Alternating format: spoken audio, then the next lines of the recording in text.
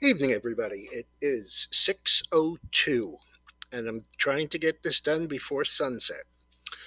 Okay, this is your closing comment for Wednesday the 5th. It is video number 1741. Stocks closed lower. Um, Again, the Dow was up and everything else was down. The reason that the Dow was up is pretty clear. It was JNJ. It closed the day 165.31, and that was up $6.82. The high for the day was 165.66, so it closed pretty darn close to the high. That was on the news of the proposed settlement for the talcum powder use causes cervical cancer. So that's a huge deal. And the reason it's a huge deal is because they can afford to write a check. The proposal is 8.9 billion over a 25-year period, which is really minimal to them. It looks to me as if the stock is still higher yet. I was looking for 168 or so. We had people in the Discord room along the 160s coming into today, and so that was a great trade. Another great trade today was the resurgence of CVS. The CVS calls we have are 77 and a half strike, and the stock has moved. Well, let me tell you what it's moved this week. That'll be pretty decent.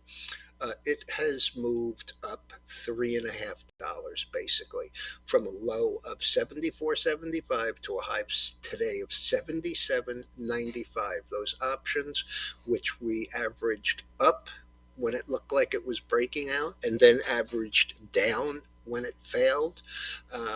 I think our average price is about $1.25. They closed 143, and 143 bid offered at 150. So again, a really nice way that the trade has worked for us. So the Dow was up $80. The Nasdaq was down 129, which was the big loser, down roughly 1.07%. S&P was down the same percentage as the Dow was up.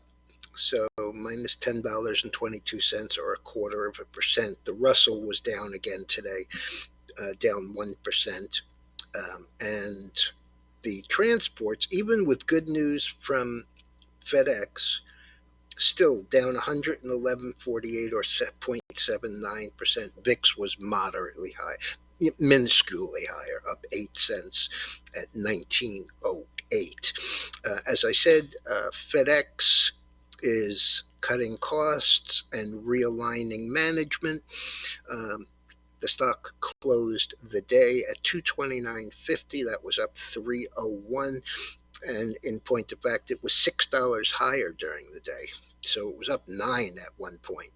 And the big loser of the day for the Discord room looks like it was Costco. It closed at 497.13. That was down 60 cents. And then they reported weak same store sales. The stock traded down to 479, so almost $20, $18 down. The last on it is 87, so it has recovered about $8, and that was down $10.73. Chart on the screen is the oil, which has all of a sudden gotten very boring. Today was literally an inside day, very short range.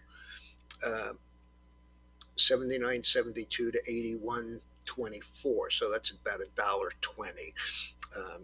Yesterday it continued higher, was up 29 cents, and today it was down a dime. My concern is that we're in this area of supply And if we were to have some overnight news, or the weekend comes and we gap down on Monday, this would leave a little island reversal, which is always a problem. Let's see what else we have. Gold down 260, no big deal. Bitcoin up 10.